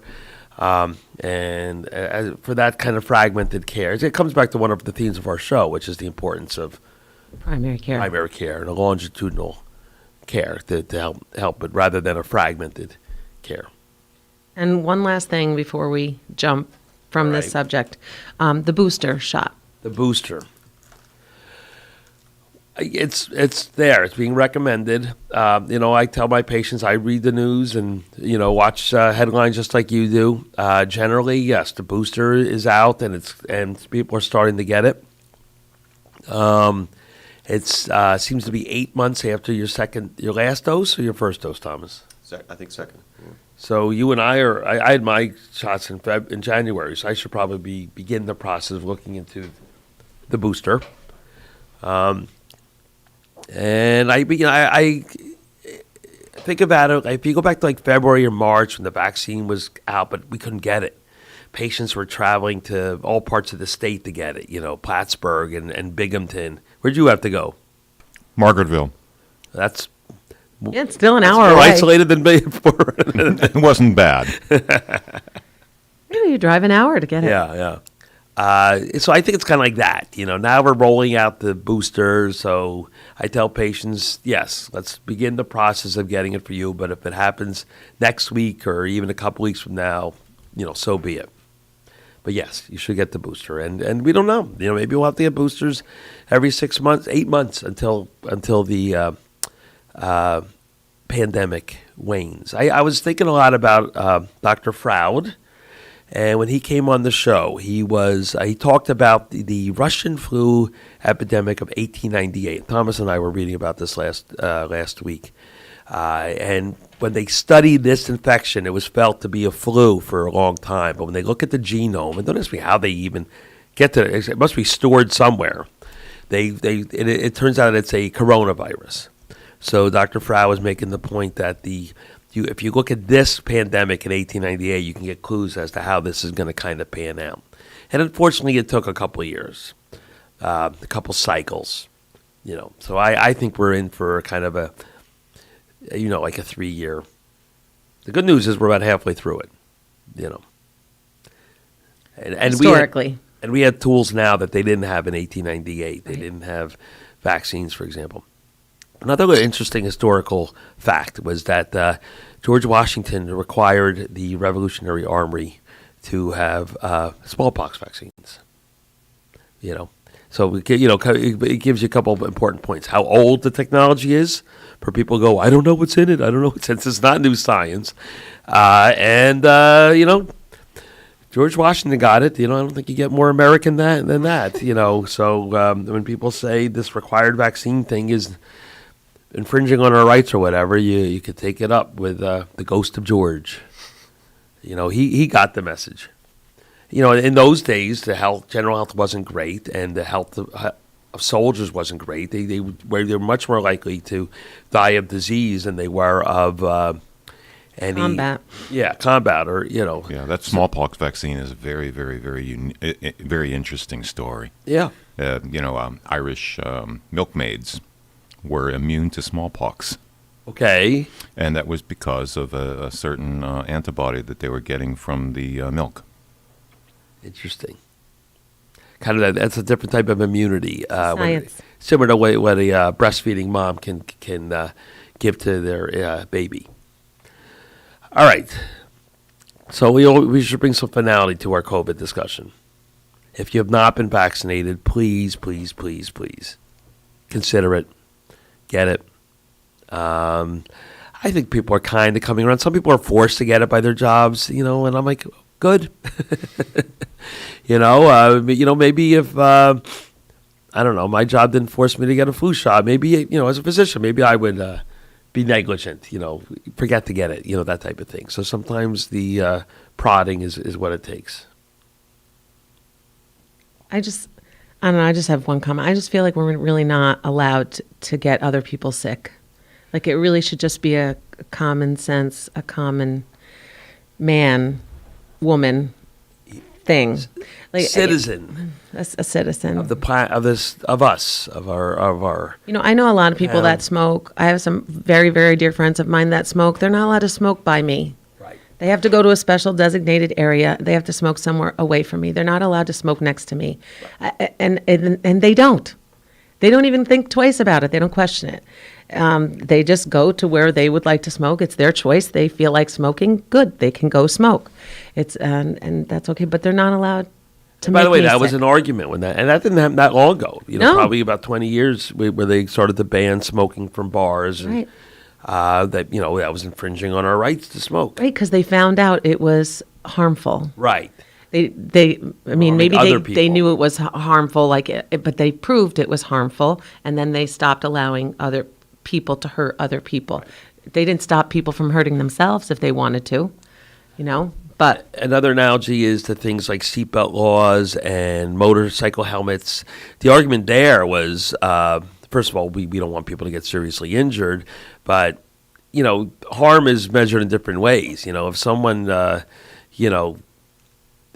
a bad car accident, they might require, medical care for the rest of their life, and that has a cost attached to it, and we have to pay for it. And I know that's kind of a cynical way because people go, oh, all we care about is money, blah, blah, blah. But you know what? We have a facility right in our community, the Northeast Center for Special Care. That's what they do. They take care of patients chronically injured and things like that. So the idea of public health is not new. George Washington got it in whatever year that was. We figured it out in being in the late 1800s that things like water supply was important. And New York had great history of reservoirs and getting adequate water to a big city, and how that improved the health of people overall. And then the beginning of modern immunization probably began with, I guess, the famous polio vaccine. And stories of families in Brooklyn and other cities lining up to have their kids vaccinated. So anyway, please get vaccinated. And if you want to discuss your rights, right. What kind of rights do you have in your life if you're laying in a hospital bed, prone, with a ventilator? What rights do you have at that moment? I've read a little bit. I've heard a little bit about people saying, well, if you're not vaccinated, we should take care of the vaccinated first. It's your fault. As a physician, we don't like that. That's like saying to someone, hey, we're not going to take care of your lung cancer because you chose or you continued to smoke even though we told you not to. And that even though there's a temptation and you want to say, when I cover the hospital, I'm the one who has to admit the patient at 3 a.m. There's kind of like... No, you're taking care of them. Right. It doesn't matter the reason. No, it did. And I always, whenever you hear about a horrible, like a criminal, for example, who winds up shot in a shootout with police or whatever. I mean, what it must be like for those surgeons and who now have to take that person to the OR. I'm sure there's similar feelings. But man, oh gosh, I just lumped unvaccinated people in with no with criminals. But that's not true. The point is that in medicine we don't want to judge who we take care of. We want to just take care of, not to say we have our feelings, but we're not going to let those overtake us. So the argument that unvaccinated people should kind of be last in line, it doesn't really work with our standards. No. Agree with that? No. All right. So we wanted to talk a little bit about Thomas and I. It's not unusual for people to have a Medicare Advantage plan these days. This was an idea, came up about 2005, 2006. The idea that a private company was going to do a better job of managing healthcare dollars than the government. So we were going to hire these companies to take over managing Medicare patients. If you look at the actual numbers, these companies were paid more to somehow cost less. So when I was in private practice in Rosendale, say I provided a service that Medicare paid me $75 for. Well, now they would hire a company that would pay them $100. That company would then pay me maybe $75, maybe $80, maybe $60, and then somehow pocket the rest and in the big picture do a better job, and therefore it would cost everyone less. And, so that's been out about 15 years. And, how do you think that's going? Not too good. Not too good. And the way the government decides how much to pay these companies to take care of these patients, depends on how sick they are. Right? And that makes sense in a way. You and I know 65, 66-year-old people that are healthier than me. They go to the gym. You know what I mean? They're that's not the same as someone who's, older with other health problems or whatever. But that gives this kind of incentive for these companies to make their patients sicker, sound sicker. So it's not unusual for people with Medicare Advantage plans to have nurse practitioners come into their home to do a visit. And this is always something that kind of confused me and troubled me a little bit. I was trying to figure out what exactly is going on here. It's kind of like almost like a shadow healthcare system. I'm doing what I'm doing, but they're kind of doing something in the background. And from the patient's point of view, it's no big deal. They say it's for your health, whatever, and I don't fault the patient. Some patients are like, I'm not. I told them to take a hike, doc. You're my doctor. Other patients are like, they offered to come. I said, whatever. I wasn't doing anything that morning anyway. They produce a report from the visit. I don't always get the report, but the report, when I get it, it's usually kind of that computer-generated dribble. That's just not helpful. I mean, so that notion that somehow they're providing information to me is not good. Is it possible that they're going to tell someone that you should get a mammogram, and that person's going to then follow through on something that I ordered? I guess so. You could argue that. But so what are they doing there? What exactly are they? They're spending money on that, right? They're hiring nurse practitioners to go in the community and spend an hour or two with someone in their home. Well, they're doing two things. One is to, encourage people to get appropriate preventative measures and health care, which I guess is good, although it's a little redundant. And they're also coming up with ways to make sure that the patient is as sick as they seem. So therefore they get more money from Medicare. They want an accurate summation of the patient's health care to submit it. So they have a motive. Does that make sense the way I'm describing it? It's a little confusing. And I can see if you're an elderly person and you're getting these calls, it would be confusing to me. Right. I find in general people have a hard time understanding their insurance anyway. Right. And this is presented as a service. And in a way it is. But the motive, is a little duplicitous. They want people to, they're trying to make you seem sicker. They're making sure that they're not missing something. Maybe you have not just diabetes, but maybe you have diabetes with a circulation problem. So, that's the way Medicare measures it. Well, a diabetic is worth this much. I'm putting that in quotes. A diabetic with nerve problems is worth this much. So they're kind of making sure that everything is counted, so then they can make you seem sicker to Medicare, who will then pay them more to take care of you. But when you say seem sicker, it makes it sound like they're not telling the truth. So that's a good point. Maybe I should stop short of accusing them of padding the record. I guess they're just doing it. They're just doing it for their own self-interest. Is the best way to kind of sum it up. And I don't like it because I think I wish I had more resources, to do it. And then I feel that's just an unnecessary, a redundant service. But it also draws light on the whole Medicare Advantage project. When patients say to me, well, should I sign up for something?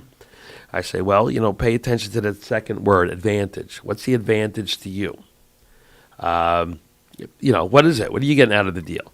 And sometimes it's something, well, I'm getting my eyeglasses covered. I'm like, okay, I guess that's worth something to you. But it's a little bit of a deal with the devil. You got to play by the rules. You got to use doctors that are on the system. Some companies, I guess I should not mention them, but one in particular that has a pretty big employer in our community, does a pretty bad job of signing up specialists to provide care to their patients. Right. Our listening audience, how often do you call a doctor and you're told we don't participate with your insurance? Right. You can't come here. How often does it happen to you that you've had a patient for 20 years that they change insurance and now you can't be their doctor anymore? It's not dictated by what the patient wants. It's dictated by the insurance company and what's getting paid for. It's very hard for me to take care of someone. I say, hey, you need to have a colonoscopy. I'm going to refer you to this doctor. And then I get a call late in the day saying, well, he doesn't accept your insurance. To kind of play this. Can you send me to somebody who does accept my insurance? Right. At some point I say, you got to call your insurance and find out who they got because I'm running out of options here. So, and there's a very simple reason why there are not many doctors signed up for this plan. Do you know what that reason is? They don't pay it very much. Pay. So, so remember, the government's paying more to these companies to somehow use less money. Well, how are they going to use less money? They're going to try to get providers in contracts where they pay less. They're going to ration care, make it harder to get certain things like imaging or jump through more hoops to get certain interventions done. Even this basic conversation makes patients wary. It's like, who can they trust? Well, it just seems like in retrospect, I can't believe the idea kind of sold in 2006 or whenever it was. I mean, looking back 15 years, it just doesn't make sense, that we're going to charge someone more to ultimately cost less. To me, it's a little bit of semantics. Like, you don't want socialized medicine. You don't want socialized medicine, except you accept socialized medicine. Right. And we, in a way, that's kind of the American way. There's kind of, we have it, but we don't. That's why we kind of awkwardly try to include private companies, because it makes us feel better that we're not quite going down the socialized route altogether. All right, we're going to go to our last break of the morning. Thank you, Dr. Eric Stanberg, Robin Baker, and our guest for today, Thomas Richter, medical student, fourth year medical student. And we're now all at the bottom of the hour and with us on Kingston Community Radio, KCR at AM 920 and 92.5 FM, WGHQ, and live streaming on mykcr.org. It's Monday, September 13th, and 65 degrees. Seems to have dropped a little bit over the course of the last couple hours. And this last portion of Kingston Community Radio has been brought to you by Herzog's.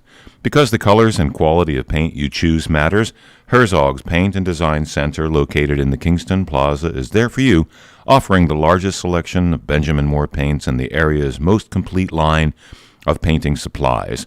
Herzog's Paint and Design Center also provides color samples from Benjamin Moore paints, including the eco-friendly Aura line. Color decorating consultants and expert interior designers are ready to assist you in choosing the right colors. Visit Herzog's in the Kingston Plaza. And we'll be right back after these messages.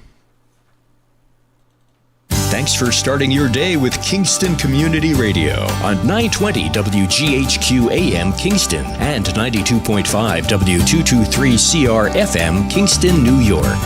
Magic 92.5.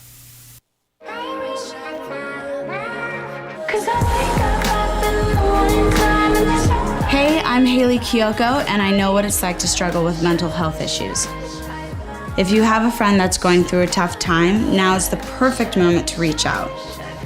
Learn how to start the conversation at seizetheawkward.org. Brought to you by the Ad Council, the American Foundation for Suicide Prevention, and the JED Foundation. Okay, forest animals, kids are coming to the forest, and it's up to us to make their visit a good one. Sparrow, have you practiced the most popular bird songs for the year? Of course. Catchy. I like it. River, how's the temperature? It's a refreshing 52 degrees, man. I love it. Turtle. He's not here yet, man. He's late every morning. Okay. Squirrel. The forest has been preparing just for you. To learn more about cool things to do in the forest, visit discovertheforest.org. Brought to you by the U.S. Forest Service and the Ad Council. Hi, my name is George Post from Ulster Park, New York, and I support Kingston Community Radio, and so should you. Where else can you speak to your local representatives on the air and have your questions answered? So thank you and support KCR.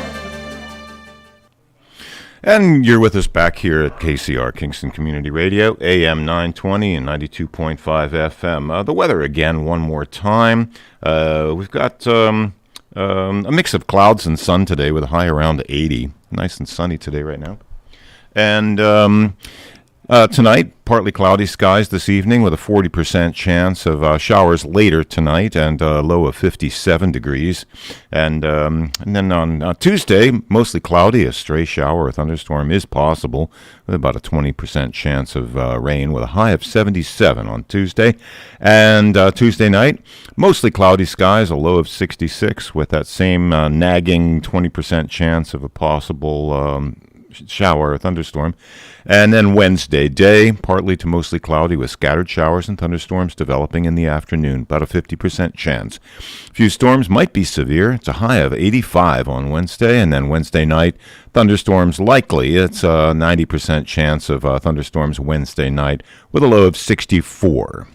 And let's get back to the on-air studio with Dr. Eric Stanberg and Robin Baker. This upcoming portion of Kingston Community Radio is brought to you by Ulster Savings Bank. Many locations throughout the Mid-Hudson Valley, one near you. Well, let's get back with Dr. Eric Stanberg, Robin Baker, and our guest today, Thomas Richter. Welcome back. I forget what. All right, good morning. Welcome to the final half hour of this morning's show. We've had a very invigorating discussion, haven't we? It's been, yeah. If I say so myself. Yeah. You still got 30 minutes to call if you want, 331-9255. I was telling, Thomas is my witness. We had 3 or 4 people in the office kind of mention our show recently, so people are listening.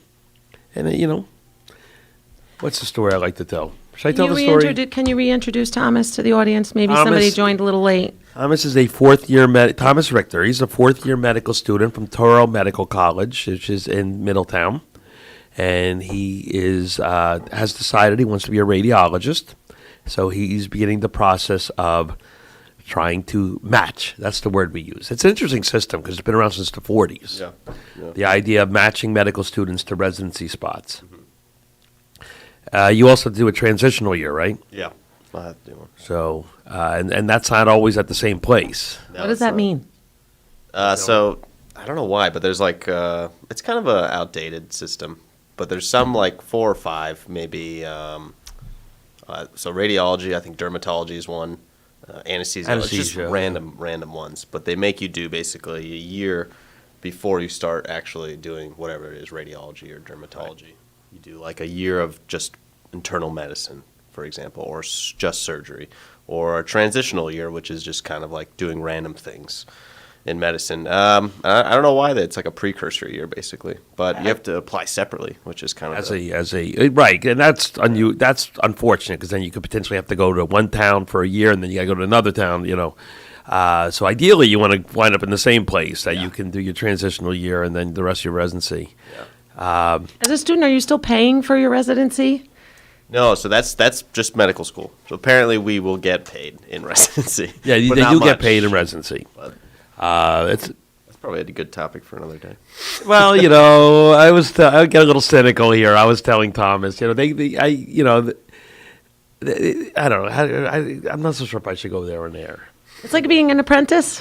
What? Are you being an apprentice? Yeah, kind of. You're a half an adult. Yeah.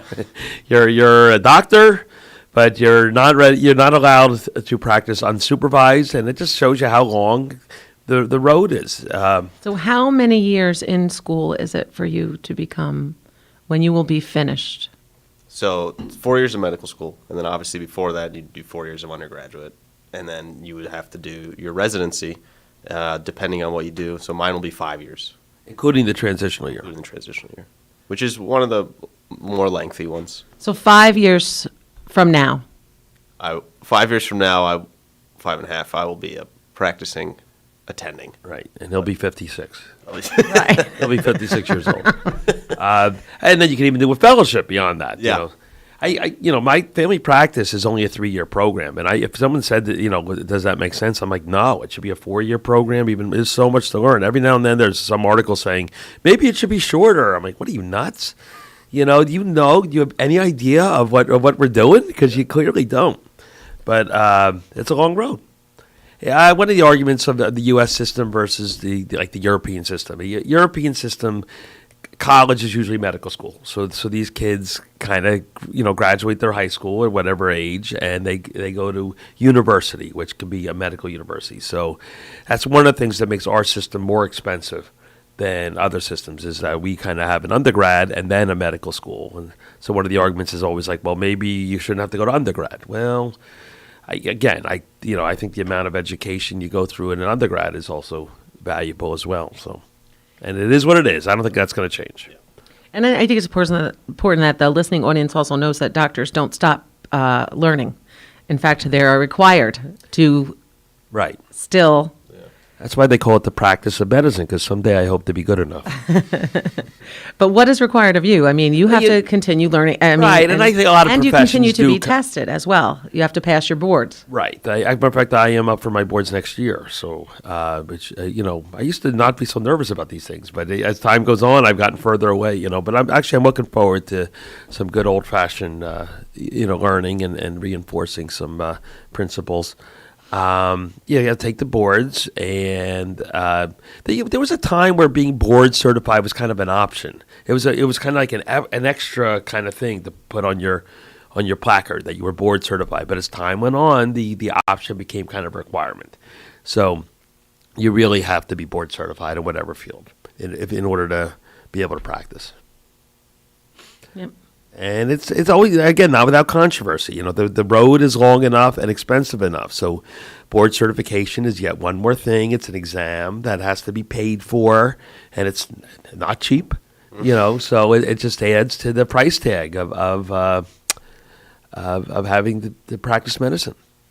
You know, he has to, in addition to going to medical school, he has to take his USMLE. Mm-hmm. You know, which is to be licensed, United States Medical Licensing Exam. Is it still a 3-part exam? Yeah, 3 parts. And again, you know, it's something you have to pay for. Where do you have to go to take this? They offer like Prometric centers is what they call it. So that's a little bit different now. Yeah, so kind of wherever they are. So I mean, there was one in Pittsburgh, thankfully, but I know people who are living maybe middle of nowhere and they have to drive like 3 hours to go, so. And then you have to maybe stay over, but it just, the cost, that these kids now have to pay. How much is the exam? I think it was like $750. $750 to take this exam. It's probably about, $150 when I took it, So it's a lot of money. They're young. He's already in debt. They just the price tag keeps going up. So that's unfortunate. What do we want to finish the show with? I wanted to talk about etiquette again. I think it's always a worthwhile theme, and I think people actually like to talk about it because, about 15 minutes or so. But people are frustrated with the doctor's office. Would you agree with that statement? Yes. And sometimes I feel like, in a busy day, a dark day, I'm like, gosh, is anyone happy in this system?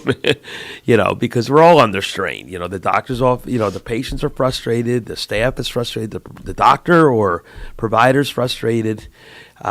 So there really is a need for just etiquette. How are we going to interact with each other in a way that's going to make this as workable as possible? There was a posting this past week I read of a woman who I knew quite well who used to work in Ellenville. They've since moved to Florida, and she's a administrator in a hospital down there. And they had to put a big sign in their lobby saying that they would be patients who couldn't have etiquette would be removed from the hospital. Can't use foul language, can't, act in a disruptive manner. Yeah. I mean, they found it's like as tall as a person. Yeah. This poster that they had to put up in their lobby of their hospital. Right. So, and I find it interesting because I work in a doctor's office, how people have patients in other places and they don't have patients in the doctor's office. Yeah, can I tell my story? You'll stand in line at CVS. CVS.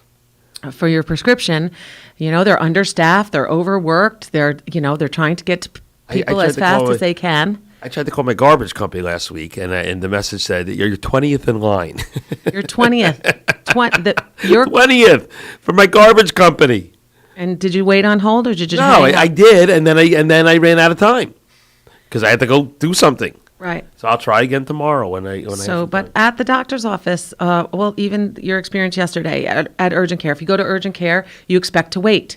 You're going to urgent care. But if you have an appointment with your doctor and it's 3:30 and it's 3:45 and you haven't been brought back to the room yet, I mean, I'm asking you to not be upset. Like, nobody is wanting you to wait, and no one is sitting with their feet up somewhere. Right. Everyone's really diligently trying hard to make sure that they stay on time, that you are on time, that your time is not wasted. Of course your time is valuable. I hear that all the time. Well, my time is valuable too. Of course it is. No one thinks it's not. Right. But for some reason in this venue, it's okay for the person to get more upset than they would in any other capacity. It doesn't really make much sense. Right, it's complicated. I had a couple incidents where the message was sort of like, I want to call back. If not, I'm going to come right down. I'm going to come down there. Is that a threat? What exactly is going on? You're going to, and in general, I don't recommend you do that to your doctor's offices, at least your primary care offices. don't come down, don't really kind of walk in,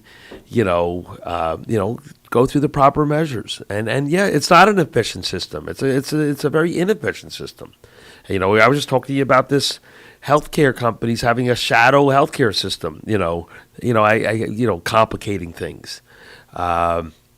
And the job has gotten harder. There's more phone calls. There's more to do. There's more meds to prescribe. There's more tests to order. There's more authorizations that have to go through. It was one of the earliest themes you and I had on the show, which was, we talked about triangulation, doctor, patient, insurance company, 3 points, and how dysfunctional that relationship could be. Any therapist will talk to you about triangulation. And how frequently the doctor and the patient are kind of pitted against each other. So if the insurance company, for example, is requiring an authorization, and that authorization is taking some time, is it the doctor's fault? Remember, I already prescribed the medicine. I've already authorized it. It's this crazy system that's now saying to me, you have to authorize it a second time, and then this time by our rules. And if we don't agree, prove it. And if we don't agree, you're going to have to do something else. And so that can be very frustrating to patients. And the patient can have walk away with the impression that somehow I'm standing in the way of their care, when I absolutely am not. Remember, I prescribed it to begin with. Right? You always say that. Mm-hmm. I didn't prescribe you this diabetes medicine because I did not want you to have it. I prescribed you this medicine because I wanted you to have it. So we just need better etiquette. I mean, it seems to maybe be part of a bigger problem, a lot of anecdotally kind of in this COVID era, people not behaving as well, whether it's outwardly being, about the masking or whatever, or just kind of not being well behaved at a restaurant or anywhere else. I mean, just really a call for more congeniality, amongst us. Yeah. Thomas, what do you think the business of medicine, as you've been going from specialty to specialty? It's very different in every system that you're in, In family medicine, there's a lot, like you were saying, a lot more hoops and stuff you might have to go through, which is really challenging for both the patient and the physician. Maybe in emergency medicine setting, it's you don't have the right insurance, and you're going to get a huge bill, So there's a lot of different factors about where you are, and there's a lot of hoops and balances you have to go for everything, I mean, a specialty office usually has more staff, so they kind of have, I use the word infrastructure, an infrastructure to get a test approved or whatever. A lot of times in primary care, maybe someone needs an MRI, like a shoulder, for example. I usually am a little reluctant to order it because it could frequently turn into the insurance company might disagree or just kind of say no, and then they want me to make a case. They like to do what's called peer-to-peer reviews. Get on the phone with someone and, in the middle of a busy day and wait on hold and if their argument is that they want that MRI of shoulder be ordered by an orthopedist, I'll refer the patient to an orthopedist. It does affect the way I work things up sometimes.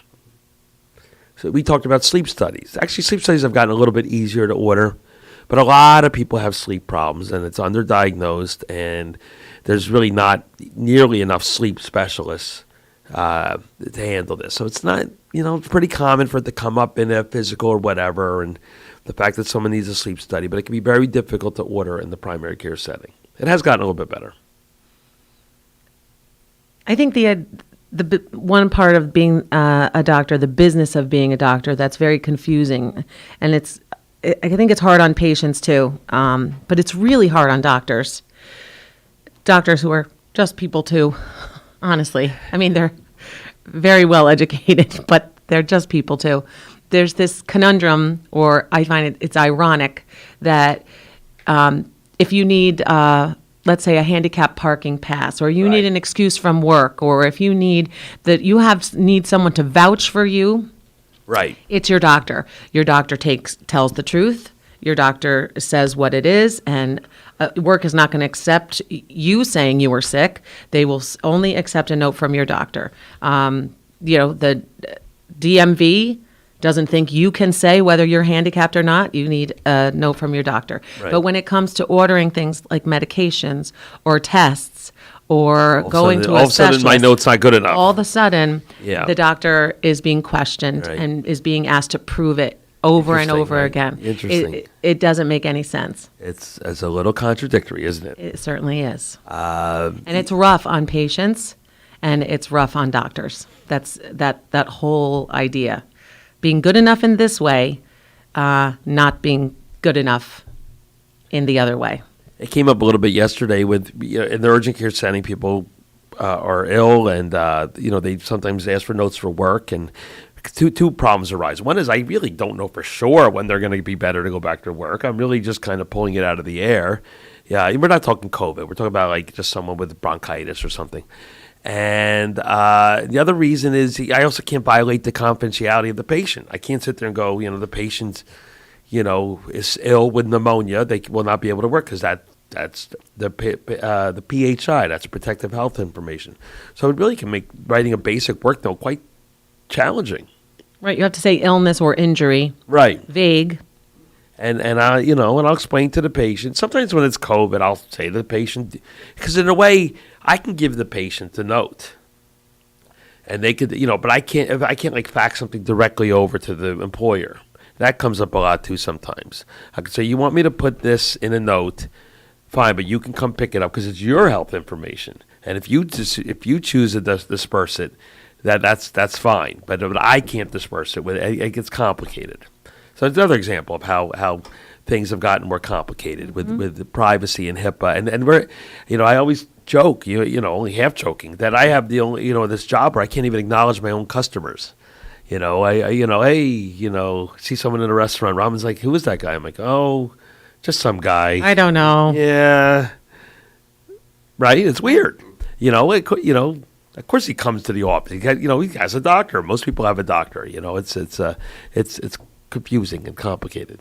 So just in the subject of etiquette, just keep that in mind. Yes. That, the doctor, is up against a lot of obstacles as well. And that we're on your side. I say that all the time. We are on your side. I answer hundreds of phone calls every day, and I get a lot of people who are angry and upset about one thing or another. But it's always starts somewhere. It's like, okay, let me see why your medication didn't get to the pharmacy. Right. Let me see why it didn't get covered. Let me get you to the person that's going to be able to help you. I mean, all the patient knows is that something went wrong. But some of that is fed in by the insurance business. They'll send the patient a letter. We are unable to improve this whatever medication because your doctor did not give us the appropriate information. They're clearly throwing it back at me. So it could be. I think the cynical side of me thinks it's a little intentional. Remember, they want to go in and do their own healthcare evaluations. So it's complicated. But please be nice. But by the way, etiquette is a two-way street. You're right. We have to be nice back. We have to do our best to respond to our patients' needs. Right. So, and that might be at least the roots of it.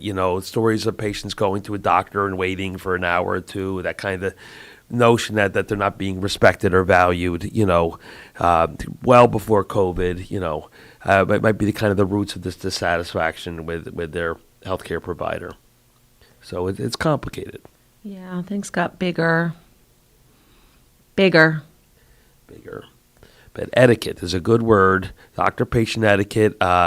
We go over some basic rules. Thomas has heard me say this. I should come up with like a 10 commandments of doctor-patient etiquette. One for the doctors and one for the patient. For the patient, don't tell the doctor what your diagnosis is. Don't tell the doctor what treatment you need. In other words, don't go in and say, I have a sinus infection, I need an antibiotic. Don't do that. You don't go into the mechanic and say, I need a new, it's making a noise, I need a carburetor. No, you go in and you say, it's making a noise, figure it out. So you go in and you say, I've been feeling ill for the past 2 weeks with nasal congestion and, whatever. So that's kind of rule number one. Don't say what you need. I hurt my back, I need an MRI. Well, Don't do that. And it's okay. Well, let's talk about it, Right. And I'm okay with, I know this is an information age. I'm okay with people reading and doing their own research. I wanted, one thing I wanted to mention quickly before the show ends was, we didn't mention during our COVID section was ivermectin, because it does kind of tie into this, because I don't think I handled this well. I did have a patient last week, Thomas was there, who wanted ivermectin prescribed to her to prevent her from getting COVID. And he said it was also prescribed to her husband by another physician. The same individual did not want to get the vaccine, so already we're kind of at contradictions. If you don't want to get COVID, get the vaccine. Why?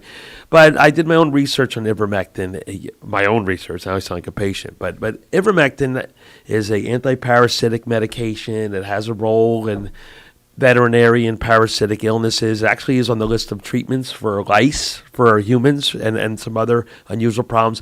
I'm not quite sure why they think it might have effectiveness against COVID, but it is being studied. It might be a big wash. Remember, a year ago, we were having this discussion about hydroxychloroquine, and I remember saying at this table, I don't know why they think this is going to work on the virus, and it turns out to not been effective. So what I should have said to that patient, Thomas, was that, it's really not right to prescribe to you. It is true that it's being studied, and maybe it will become something that's of value. But right now, that's not the right treatment. Instead, I got, I think, a little, up in arms about it, and so I regret doing that.